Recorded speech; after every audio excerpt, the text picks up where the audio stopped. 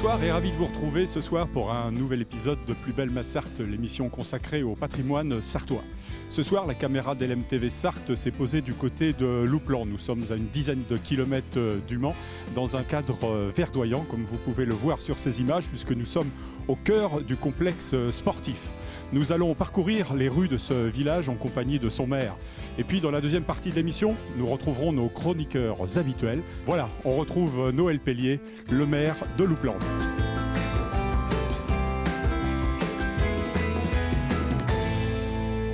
On se retrouve ici à Louplan avec le maire de la commune, Noël Pellier. Bonjour monsieur le maire. Bonjour.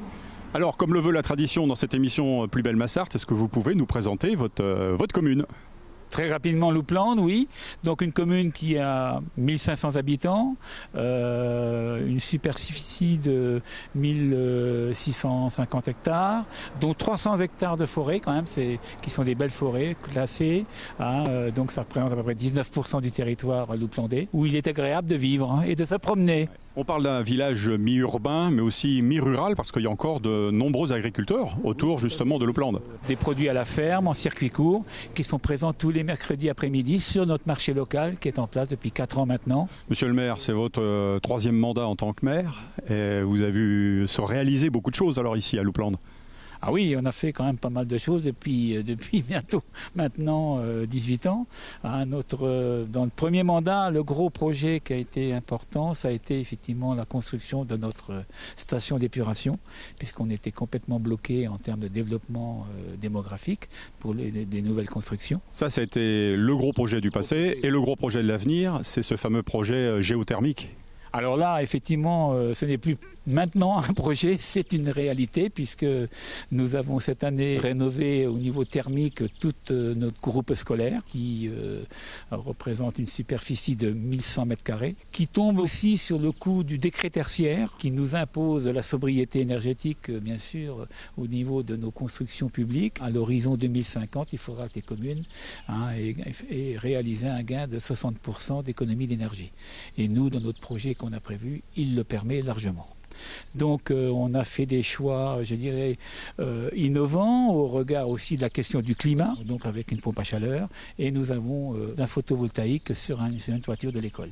Alors parmi les rénovations dont vous venez de parler, il y aura forcément celle de l'école, il y a celle de l'église aussi qui est en plein travaux, on va dire. Ça fait pratiquement 18 mois que cette église est en travaux, donc on a refait toute la partie clocher, parce que là il y avait quand même dangerosité, si je puis m'exprimer, en termes de sécurité, puisqu'on avait déjà des morceaux de pierre qui pouvaient effectivement aller blesser des personnes sur la place. Un petit mot peut-être sur l'extension de la zone artisanale ?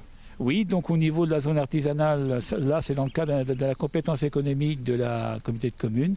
Nous prévoyons une extension de notre zone d'activité artisanale de 2 hectares. Ça nous tient à cœur parce que de l'activité économique, c'est de la vitalité sociale, c'est du dynamisme pour la commune. Et bien sûr, c'est une recette fiscale. Artisanat, commerce avec la reprise d'un commerce multiservice ici à Louplan.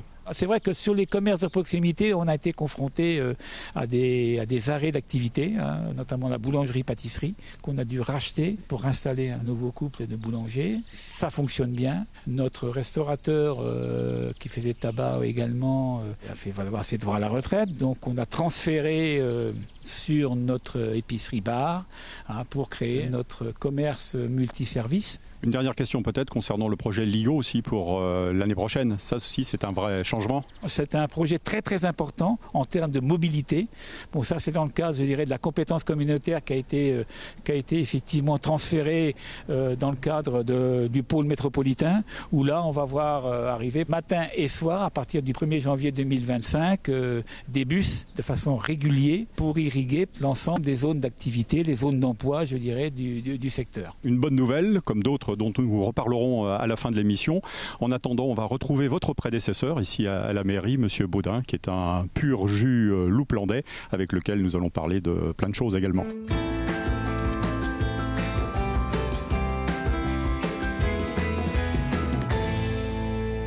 Avec Gérard Baudin, qui est l'ancien maire ici de Louplan, on va dire l'homme du village, puisque Gérard, vous êtes né ici, il y a, est-ce qu'on peut le dire, il y a combien de temps ?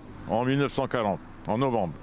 Alors là, nous sommes devant l'église Saint-Léonard, justement, qui est en travaux. Les travaux ont commencé en 2022 et devraient bientôt s'achever. On peut dire que cette église a une histoire, même si elle est jeune, paradoxalement. On n'a pas grand-chose à en dire, sauf un bénitier.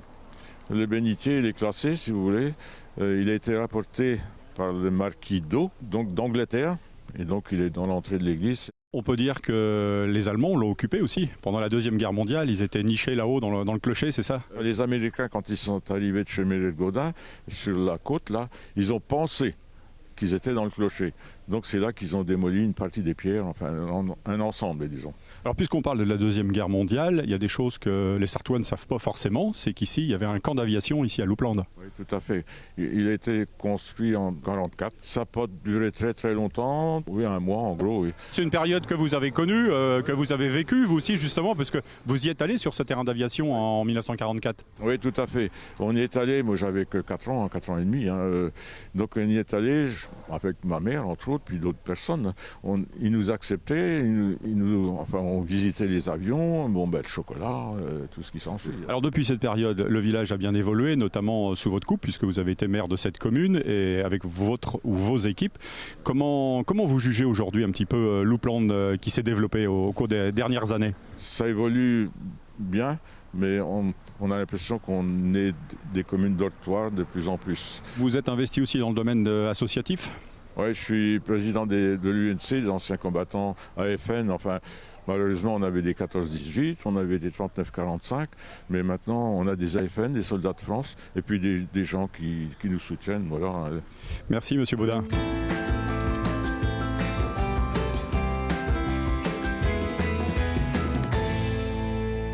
Avec Tony Tronchet dans un lieu habituel dans Plus Belle ma Sarthe, puisque nous sommes dans une boutique, un magasin, on va dire, qui vend beaucoup de choses concernant le monde de la pêche. Tony, bonjour. Bonjour.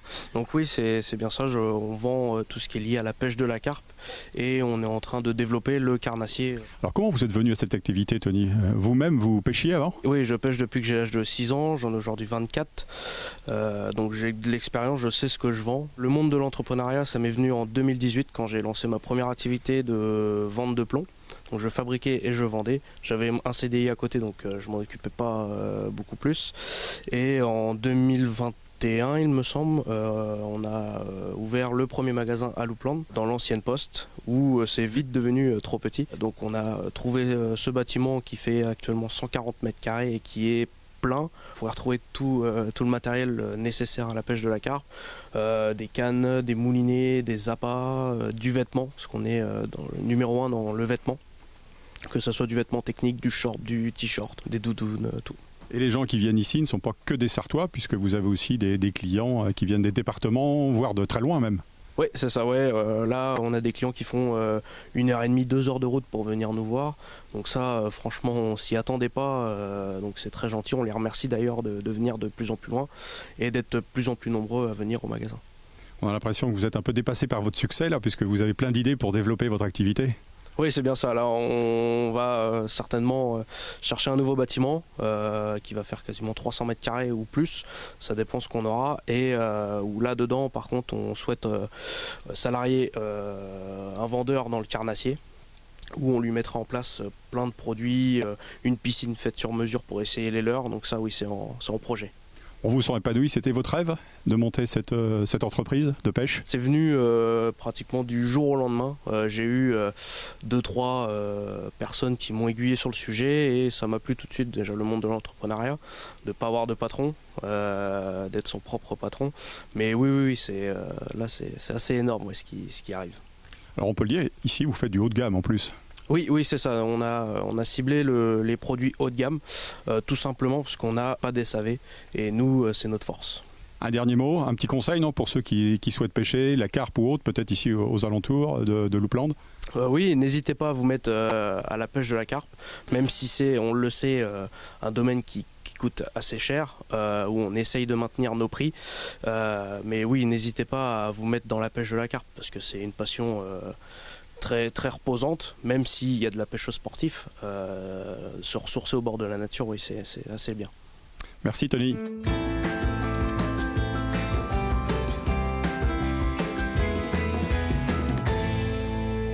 Après Après l'artisanat, le monde du commerce, de l'entreprise, on va parler sport maintenant avec Olivier Mussard, qui est le président du FC Loupland, le club de Loupland, le club historique, puisqu'il fête cette année ses 50 ans. Tout à fait. Le club a été créé en 1974 et par Henri Nallet et quelques bénévoles, son épouse qui était bien évidemment dans le club, qui a beaucoup donné. Alors on a quelques jours de cette fameuse cérémonie. On peut dire aussi que même à quelques jours, vous êtes à la recherche, vous lancez un appel aux anciens joueurs. Oui, on recherche des joueurs. C'est pas facile parce qu'on y en a, on les a pas vus depuis 30 ans à peu près. Donc voilà, donc on compte beaucoup sur Facebook, le site du club, votre reportage aussi qui va peut-être nous amener quelques joueurs. C'est pas toujours facile de récupérer tout le monde, mais bon, voilà, on est déjà à 300, 350, c'est pas mal. Ouais. Alors le FC Loupland version 2024, c'est combien d'équipes, combien de licenciés? Alors le club compte à peu près 120 licenciés, donc une équipe senior, une équipe vétéran, une équipe de foot à 7 où il n'y a pas d'arbitre, ça se joue la semaine. Une école de foot qui fonctionne très très bien, depuis 2 ou 3 ans. On a repris un peu l'école parce que c'était un peu compliqué, il y a des moments. Et puis les U13, U15, U18 qui jouent avec le bocage, avec Pruyé, Saint-Georges, Rouillon, Coulant, La Quinte et, si je ne me trompe pas, Degré, Chauffour et Étranger. Bon, vous avez en plus un beau cadre sportif avec un terrain, on le sait ici, des partenaires aussi qui sont dynamiques autour de vous et qui vous permettent d'exister. Oui, on est bien soutenu, il ne faut pas trop se plaindre. On a des partenaires panneaux, on a des partenaires équipements. Là, dernièrement, on a eu des maillots faits par 2 partenaires pour des enfants, U9, et les enfants étaient très, très, très contents. Ouais. Une autre chose positive, c'est que vous avez aussi l'éclairage depuis 1986, je crois, ici. Tout à fait, on a l'éclairage depuis 1986 sur le terrain d'honneur. Le terrain après d'entraînement est passé sur un terrain annexe, ce qui a permis de protéger le terrain d'honneur. Et le club se nommait FC Souligné Loupland dans les premières années. Et c'est en 1986 que le club est devenu le FC Loupland. Olivier, qu'est-ce qu'on peut vous souhaiter en guise de cadeau d'anniversaire pour les 50 ans? Je souhaite surtout une longue vie au club, ça c'est important, et c'est la vie du village. Et on a des associations qui fonctionnent très bien, il y a le tennis, la gym, les AFN, les aînés ruraux, un club de boules également. Donc voilà, tout ça c'est important pour la vie du village. Et je suis attaché à ça aussi. Merci Olivier.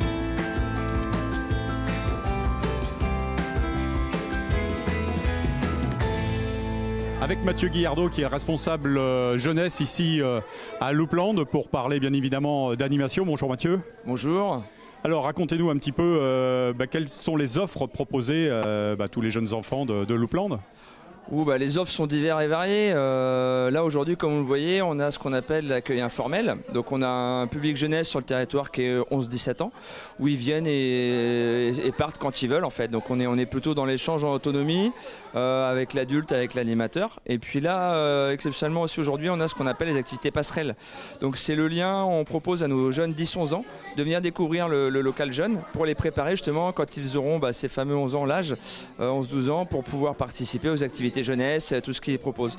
Donc là on a de l'accueil informel, tout à l'heure on va avoir une activité manuelle dans l'autre pièce au niveau du local. Sinon on a un autre groupe qui est en sortie extérieure parce qu'on propose aussi en même temps des activités mobiles, ce qu'on appelle, où ils vont découvrir sur des sites extérieurs des activités. Et là par exemple on a un groupe qui va retourner à futsal. Alors est-ce que ces lieux de vie sont ouverts aux gens qui n'habitent pas forcément Loupland ?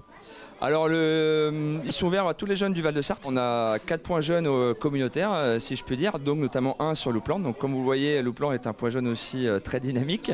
Donc la majorité des jeunes qui viennent en accueil informel sont des jeunes de Loupland et aussi des communes limitrophes, Voivre, Souigné-Flacé, voilà. Parce que nous, on gère aussi le ramassage des jeunes, donc on a des minibus. Donc on va les chercher sur des points stratégiques pour les ramener aux points jeunes, voilà, et leur faire participer aux activités. Et donc pendant les vacances scolaires, mais aussi toute l'année ? Vacances scolaires bien évidemment, mais aussi toute l'année, les mercredis après-midi, les soirs aussi après les cours.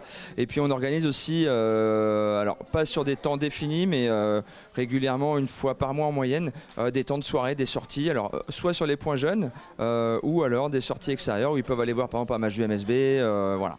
Donc ouvert aussi au même public. Bon, super, merci Mathieu.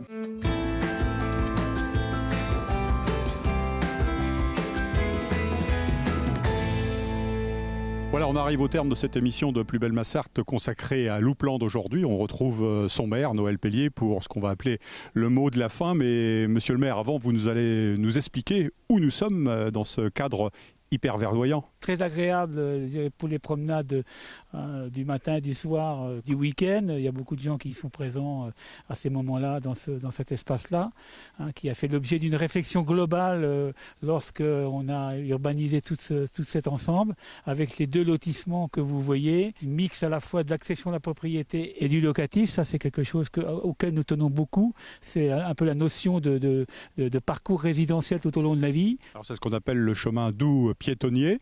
C'est un endroit comme d'autres avec cette zone d'attractivité que vous souhaitez développer ici à Loupland. Tout à fait, oui. Donc en fait, là, ça vous assure effectivement tout un réseau de chemins doux qui permet d'accéder à la fois au centre-bourg, mais aussi aux différents services, à l'école bien évidemment, et à tous les commerces de proximité. Commerces de proximité que nous avons à cœur de maintenir de la commune de Loupland, car c'est effectivement le cœur de vie, c'est du lien social. C'est dans cet esprit-là que nous continuons à accompagner des porteurs de projets qui souhaitent s'installer sur Loupland. Merci Monsieur le maire. Dans la deuxième partie de l'émission, on se retrouve dans quelques instants avec nos chroniqueurs habituels. Et puis dans un troisième temps, nous recevrons Laurent Baricot, le gérant des cinémas CGR à Saint-Saturnin.